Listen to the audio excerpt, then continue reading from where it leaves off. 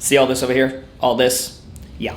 That is from a meeting. That's like a fucking, this over here is a brain dump that Deuce, Isaac, and myself had regarding our class structure and flow. So one of the things, if you've been paying attention to our rebranding and what I'm trying to do here at the Urban Movement, is to rewrite and disrupt the current class experience. Take that white space in between a very cardio, flow intensive like an Orange Theory and something like a CrossFit, which is very sloppy but strong, and just kind of finding that happy medium. And this manifesto here that we've worked on for hours and hours is our third fucking iteration of our class flow and what we're doing here and testing out at Urban Movement. So today I want to talk a little bit about what goes through my head when I'm thinking about creating a craft experience, at least for my brand.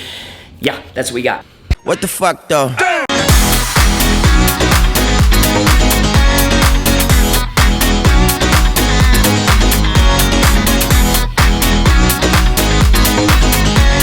And this right here is one of the ways I'm able to keep an eye on operational capacity. This is my Arlo neck gear cameras that we have all over the gym, so I'm able to go ahead, I can just look back there and see and make sure things are running good. I can record the film, I can send it to the coaches if they did a good job, if they didn't do a good job.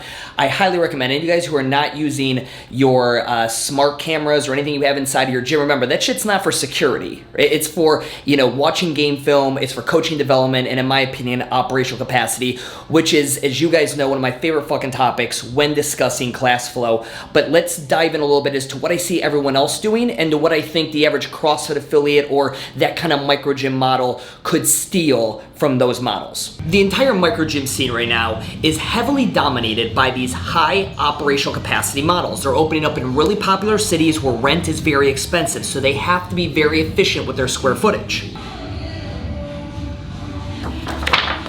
All right, so you've got all these different models, right? All these very popular microgym models. Some of these are franchises, some of them are corporate owned, but they have multiple locations. They are spreading like rapid fire. So if you don't have these, you have something that's gonna look like these in your city if there isn't one already there.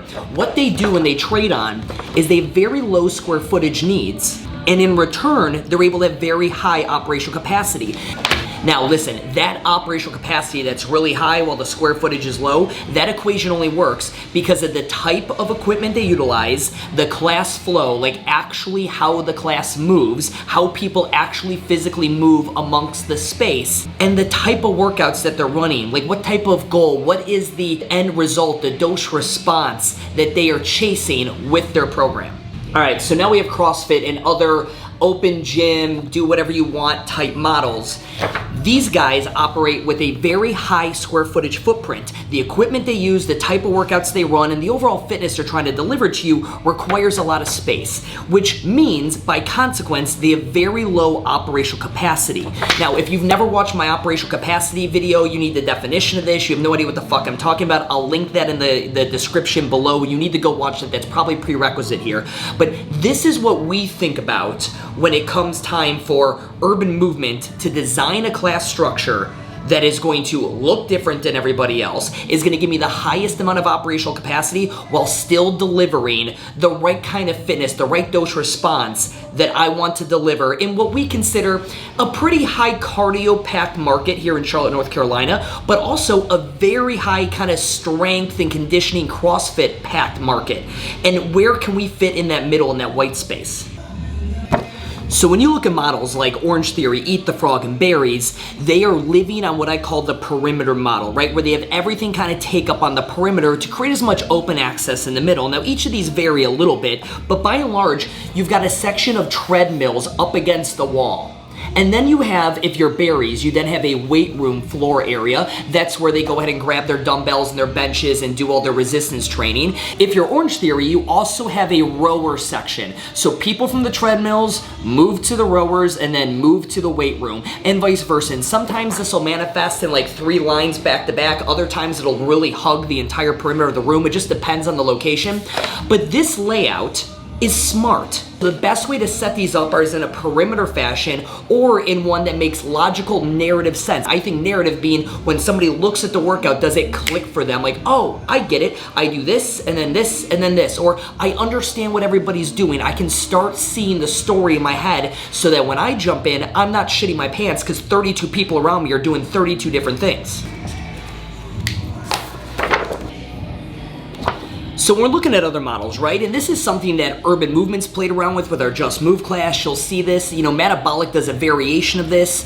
You've seen models where you go ahead and you hug the perimeter, just like I talked about, but you essentially have 4 stations, 5 stations, whatever that number is, and people are moving back and forth amongst them. This is not new. This is nothing special.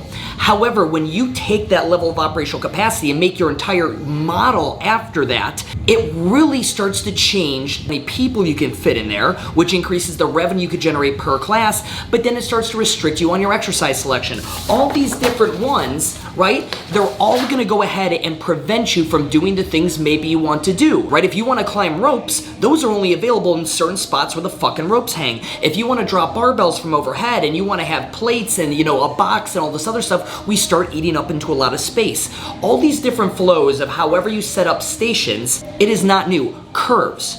Curves is one of the original franchises and one of the fastest growing fitness franchises ever to start this station by station model. And that is something that exploded and we've seen a lot of. The reason I think a lot of these models are able to financially crush what it is a lot of CrossFit affiliates and strength and conditioning gyms are doing is because they realize they're willing to sacrifice a rope climb or a muscle up or a sled push in exchange for less square footage, less fixed expenses, higher profit margin, and they accept the fact that people can get very fit with dumbbells and kettlebells and bodyweight exercises, stationary cardio equipment like treadmills and rowers, and that model for them in that kind of exchange for, maybe elite fitness, for elite financial fitness, or elite profit margin fitness, or elite operational capacity fitness is well worth the trade.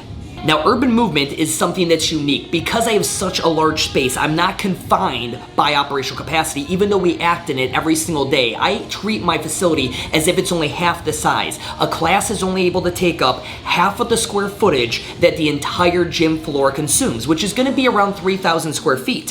So anytime there's a singular class, they must operate within that half of the gym space, around 3,000 square feet. They cannot exceed it, even if the other half of the gym is available. But we're hacking what others couldn't. We're bringing in the shorty barbells. We're bringing in the free hanging pull-up bars. I'm bringing in other exercises that other models have not been able to because it eats up into their operational capacity. Maybe because they chose to have treadmills and rowers. Maybe it's because they chose facilities with too short of ceilings. Maybe it's because they chose a stance on not utilizing barbell as part of the dose response they want to deliver. That's why when we start looking at the class structure of what we do here, we break it down via the dose response we want to give, but because we're privileged with the type of space we have, we're able to open up that exercise toolbox a little bit more. So take a look at this.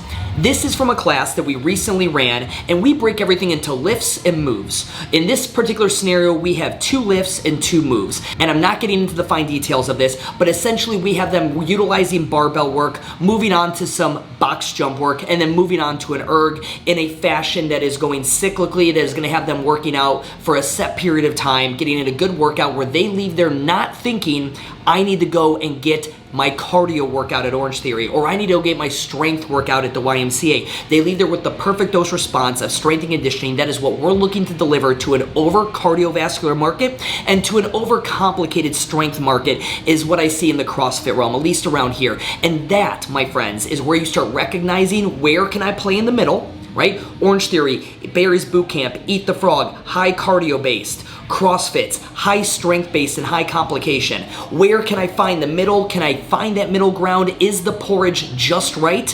I think it fucking is. Now, I don't have it figured out yet, but I'm well on my goddamn way.